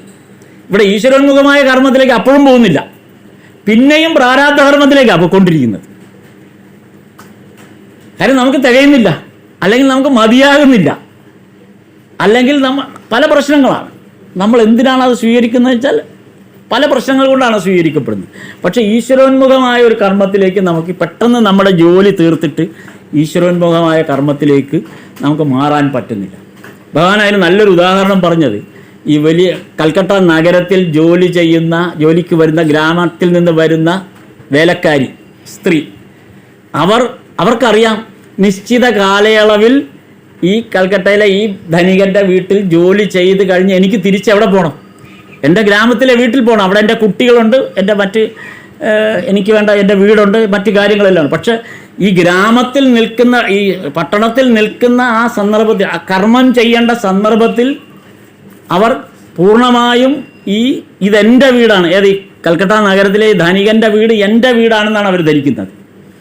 അവിടുത്തെ കുട്ടി, ധനികൻ്റെ കുട്ടി എൻ്റെ കുട്ടിയാണെന്നാണ്, എൻ്റെ രാമൻ, എൻ്റെ കൃഷ്ണൻ എന്നൊക്കെയാണ് ഈ വേലക്കാരിയും ആ കുട്ടിയെ പറയും. അവർക്ക് നന്നായിട്ടറിയാം, ഇവിടുന്ന് ഞാൻ തിരിച്ചു പോകുമ്പോൾ ഇവിടുന്ന് ഒരു മരപ്പെട്ടി പോലും എടുക്കാൻ പറ്റില്ല, ഒന്നും എടുക്കാൻ പറ്റില്ല, ഒരു സഞ്ചി പോലും ഇവിടുന്ന് എടുത്തുകൊണ്ട് പോകാൻ പറ്റില്ല. വെറും കയ്യോടെ ഇറങ്ങി തിരിച്ചെൻ്റെ നാട്ടിലേക്ക് പോകേണ്ടി വരും എന്ന ചിന്തയിലാണ് അവർ ഈ ധനികൻ്റെ വീട്ടിലെ ജോലി ചെയ്തുകൊണ്ടിരിക്കുന്നത്. അവരുടെ ഉള്ളിൽ എപ്പോഴും ഈ വീടിനെക്കുറിച്ചുള്ള, അവരുടെ കുടുംബത്തെക്കുറിച്ചുള്ള, അവരുടെ ആ ഗ്രാമത്തിലെ വീടിനെക്കുറിച്ചുള്ള ചിന്ത പോലെയാണ് നമ്മൾ ഏതൊരു തൊഴിലിലാണോ ഏർപ്പെട്ടിരിക്കുന്നത് ആ ജോലി എത്രയും വേഗം നിർത്തി നമ്മൾ നമ്മുടെ സ്വധാമത്തിലേക്ക് നമുക്ക് മടങ്ങിപ്പോകേണ്ടതുണ്ട്. അപ്പോൾ ആ ഒരു ഈശ്വര ധ്യാനത്തിലേക്ക് നമുക്ക് എത്രയും വേഗം ചെല്ലാൻ ആർക്കാണോ സാധ്യമാകുന്നത് അവരാണ് ഭാഗ്യവാന്മാരായിട്ട് ഭഗവാൻ പറയും. വീണ്ടും വീണ്ടും ഈ ലൗകികമായ ഇതിലത്തെ ഇടപെട്ട് നമ്മൾ വേണ്ടാത്ത കുഴപ്പങ്ങളിലെല്ലാം ചെന്ന് ചാടി വേണ്ടാത്ത ബാധ്യതകളെല്ലാം ഏറ്റെടുത്ത് അത് തിരിച്ചു ചെല്ലുന്നതാണ്. അപ്പോൾ ഇതിനെക്കുറിച്ചാണ് പറഞ്ഞത്. അതേപോലെ ഭഗവാൻ പറഞ്ഞ ഈ ശ്യാമശതവൻ ഈ നാമബീജത്തെക്കുറിച്ച് പറഞ്ഞത് മറ്റൊരു ആസ്പെക്റ്റിൽ പറയുന്നത് ഈ നാമബീജത്തിൻ്റെ ഒരു പ്രത്യേകത, ഈ ഉള്ളിലിരിക്കുന്ന ഈ നാമത്തിൻ്റെ ഒരു പ്രത്യേകത നമ്മുടെ ഉള്ളിലെ അവിദ്യയെ മാത്രമല്ല പുറമേ ഉള്ള ആളിൻ്റെ അവിദ്യയും ഇല്ലാതാക്കും. നമ്മൾ ആരെയാണോ അഭിമുഖീകരിക്കുന്നത് ആ ആളുടെ അവിദ്യയും ഇല്ലാതാക്കും. പറഞ്ഞു മനസ്സിലായോ? എൻ്റെ ഉള്ളിൽ നാമത്തിൻ്റെ ശക്തി ഉണ്ടെങ്കിൽ എൻ്റെ മുമ്പിൽ വരുന്ന വ്യക്തിയുടെ അവിദ്യയും ഇല്ലാതാവും, അയാളും ശുദ്ധീകരിക്കപ്പെടുകയാണ്. അതിനൊരു ഉദാഹരണം നമ്മൾ പലപ്പോഴും ശ്രദ്ധിച്ചറിയാം. ഇപ്പം നമുക്ക് പലപ്പോഴും ചെയ്യുന്ന ഒരു ഓഫീസിൽ പോയി, ഒരു ഗവൺമെൻറ് ഓഫീസിൽ ഏതെങ്കിലും ഒരു ഓഫീസിൽ നമ്മളൊരു കാര്യം നടത്താനായിട്ട് പോകുന്നു. അവിടെ ചെല്ലുമ്പോഴാണ് 100 തടസ്സങ്ങൾ. നമുക്കറിയാമല്ലോ, നമ്മൾ പല സ്ഥലത്തും ഇടപെടാൻ ചെല്ലുമ്പോൾ ഉണ്ടാകുന്ന തടസ്സങ്ങൾ ഒരുപാട്. ഒരുപക്ഷെ നമുക്ക് അനുകൂലമായ രീതിയിൽ നമുക്ക് വേണ്ടത്ര രീതിയിൽ ആ ഓഫീസിൽ നിന്നൊരു പ്രതികരണം ഉണ്ടാകാതെ പോകും, അല്ലെങ്കിൽ അവരത് ചെയ്തു തരാൻ മടിക്കുന്നു, അല്ലെങ്കിൽ അവർക്കതിന് സമയമില്ല, കയറിയിറങ്ങുന്ന ഇതൊക്കെ നമ്മൾ നിത്യജീവിതത്തിൽ എപ്പോഴും കണ്ടുകൊണ്ടിരിക്കുന്നൊരു കാര്യമാണ്.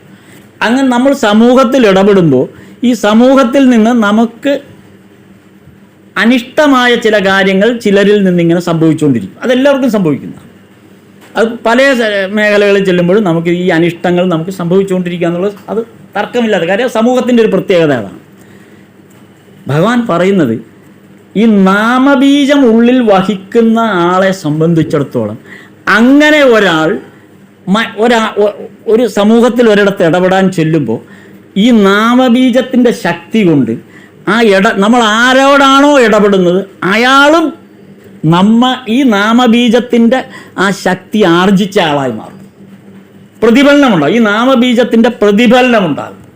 അതുകൊണ്ട് എന്ത് പറ്റും? ഒരിക്കലും നമ്മുടെ പാതയിൽ ഒരു വിഘാതമായി നിൽക്കാൻ അയക്ക് പറ്റില്ല. മാത്രമല്ല നമുക്കൊരു സഹായിയായി മാറാനും പറ്റും. പലയിടത്തും നമ്മൾ ജീവിതത്തിൽ പലയിടത്തും നമ്മളത് ഒന്ന് പരീക്ഷിച്ചാൽ അറിയാം. നമ്മുടെ ജീവിതത്തെ, നമ്മുടെ ആ ലക്ഷ്യത്തെ സഹായിക്കുന്ന തരത്തിൽ നമ്മൾ ആരുമായിട്ടാണോ ഇടപെടുന്നത് അയാൾ അതിനനുയോജ്യമായ രീതിയിൽ നമ്മോട് പെരുമാറും.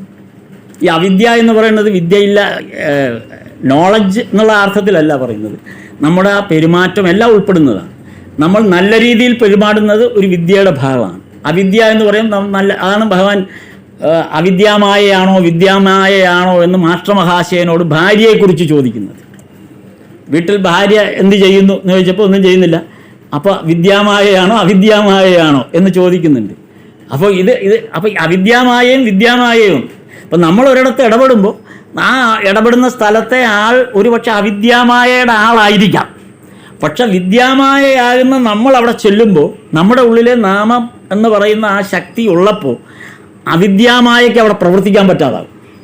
അത് വിദ്യാമായയായിട്ട് പ്രവർത്തിക്കാൻ തുടങ്ങും.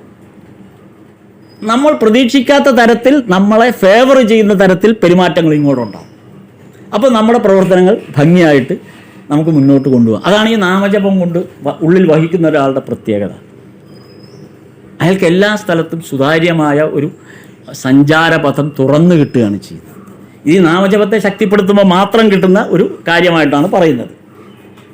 പിന്നെ പറയുന്നത് ഈ നാമജപത്തെ വേറൊരു രൂപത്തിൽ ഭഗവാൻ ഉദാഹരിക്കുന്നുണ്ട്.